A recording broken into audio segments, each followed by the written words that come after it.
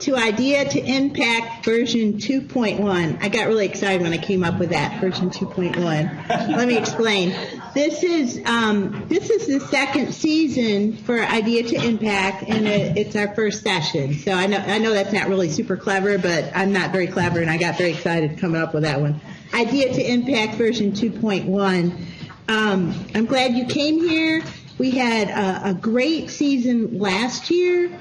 Let me tell you a little bit about the genesis of Idea to Impact. Last year we were kind of sitting around trying to figure out how do we get the campus engaged in a dialogue about innovation and what its benefits could be to this institution, to our region, and to our state. So we decided to pilot this Idea to Impact program. It's not really a novel title. You know, if you Google it, you'll find it all over the place, but it sounded kind of cool. We adopted it, and so there you go. We're pretty good with that.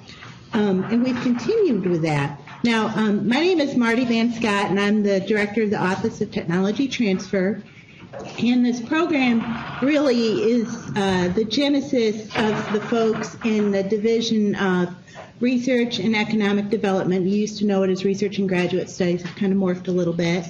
And then the staff of the Office of Innovation and Economic Development.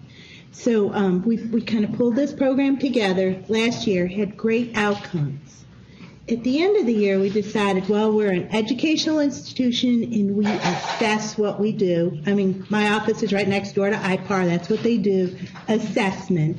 So we thought I should go out and ask people, was this a good program last year? We did the surveys, and then I went out and talked to people, and I may have talked to many of you here in the audience today to see, is this a good program and should we continue it? Well, the resounding response was, oh yeah, you should continue it. And some people even offered money. Now that was really cool. I appreciate that. And I'm very appreciative to Mark Phillips with the North Carolina Biotechnology Center, who is not here today, but came and offered money. I didn't even have to ask him the first time. The second time I reminded him that he offered money. So we got that. So we got some momentum going and decided that we should absolutely continue this dialogue this year. And so hence the genesis of Season 2, Version 1. We're changing our program just a little bit for those of you who were here last year. We're shortening the fireside chat just a bit. We're preserving the Q&A. And then I really am excited about this. Is when we're finished with the fireside chat, I'd like you to stay where you are, and we're going to engage in small group dialogues on how to get some of these ideas teased out of your head. We'll go through some exercises.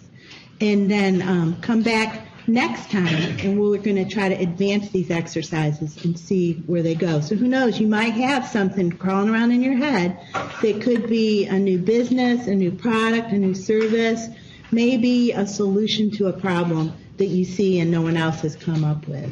So I think that's very exciting. So thank you all for being here. I'm very appreciative of our special guests here. We've got a great panel of fireside chat panelists, and I call them my chiefs because they all have somewhere in their title either chief or they seem like they should be chiefs. So let me introduce them. I'm only going to do very brief introductions on who they are and what they do. If you want a little bit more, we've provided a brief bio in your handout material. So our first chief is our provost and chief academic officer, Ron Mitchelson. Welcome, Ron. Ron has a very distinct taste on the culture of innovation here on this campus because he's actually one of our leaders who's leading this promotion here on our campus and what it might do to help transform our region. So welcome, Ron. And Ron is going to be our discussion facilitator, so thank you for doing that with me. Next to Ron, we have our Chief Scientific Officer of Chemistry with a local company, Aerogen, who is focused on, let me make sure I get this right, on advanced forensics solutions. Sounds very important. Something to do with advanced fingerprinting, DNA kind of stuff, heavy duty. But she's our Chief Scientific Officer. Next to, I'm going to skip the next one and go straight to the end and talk about our Chief Innovation Officer, Jeffrey Phillips, because what's a discussion about innovation if we don't have an innovator on the panel? So Jeffrey is the senior consultant and with OVO Innovations, a company located in Raleigh, and they, if I say it right, I hope I got it right, they work with different clients, universities, industry, businesses of all sorts to try to tease out their innovation culture that may have been kind of squashed down over the years. So is that a reasonable summary? Sounds good. Close enough. Okay. And then I have the Chief of Chiefs. I thought that was really cool. The Chief of Chiefs. We have here John Harden, who's the Executive Director of the North Carolina Board of Science, Technology, and Innovation within the North Carolina Department of Commerce. So he's our Chief Technology, Science, and Innovation Officer for the state of North Carolina and advises the governor. I thought that was like super cool. So thank you for all for being here. Our format has changed just a little bit. I think I mentioned that earlier. So I think we're in good shape. I just had a few housekeeping things to mention. Was that obviously this is a lunchtime forum, so if you're hungry, you should eat. No one's going to serve you. I just asked that try to avoid stepping in front of the camera because we are filming it. And Q&A. We're going to hold off on Q&A until the discussion is finished.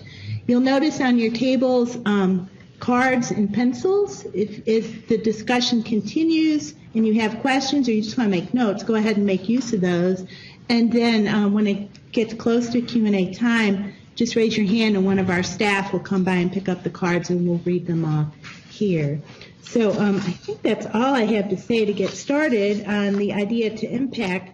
Sparking creativity, why is it important? So I'm going to pitch this to Ron.